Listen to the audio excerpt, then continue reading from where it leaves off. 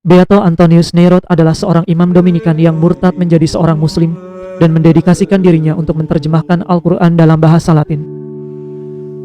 Antonius Neirot merupakan seorang imam dari Ordo Dominikan yang lahir di Rivoli, Italia tahun 1425. Ia belajar di bawah bimbingan Uskup Santo Antonius dari Florence.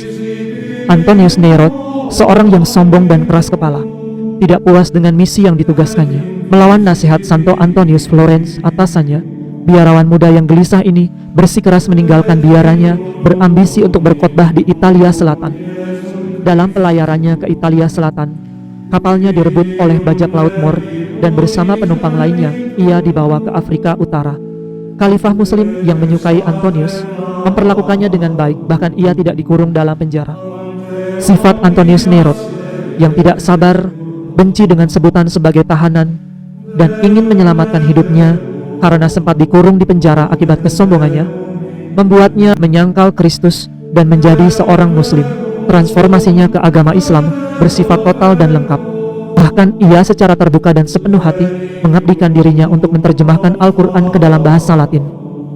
Khalifah mengangkat Antonius Neirot sebagai anak angkatnya dan mengatur pernikahannya dengan seorang wanita bangsawan Turki. Meskipun Antonius Neirot mempelajari Al-Quran, berusaha keras untuk melihatnya sebagai kebenaran, dan selama 4 bulan ia bertahan. Hingga suatu kunjungan beberapa pelaut Italia, Antonius Neirot mendengar kabar wafatnya Uskup Santo Antonius dari Florence yang membuatnya begitu gelisah.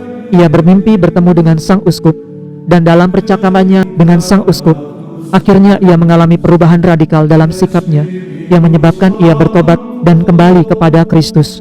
Dengan penuh penyesalan, Antonius Neirot menerima sakramen rekonsiliasi dari seorang imam Dominikan pada hari Minggu Palma 1460. Selanjutnya ia memulangkan istrinya dan secara terbuka meminta maaf kepada komunitas Kristen. Ia diterima kembali dalam Ordo Dominikan karena ingin pertobatannya diumumkan secara terbuka seperti penyangkalan terhadap iman Kristennya. Dengan mengenakan jubah Dominikan, ia menyatakan iman Kristen dan kasihnya pada Tuhan Yesus di hadapan Sultan. Awalnya Sultan mencoba membujuk Antonius untuk menarik ucapannya, namun Antonius tetap menolak, dan hal ini membuat Sultan geram, memerintahkannya agar Antonius Neirot dirajam sampai mati. Antonius Neirot berlutut dan mulai berdoa mohon pengampunan dan keberanian untuk menyerahkan nyawa demi Yesus Kristus. Kemudian ia merasakan batu-batu besar menghantamnya.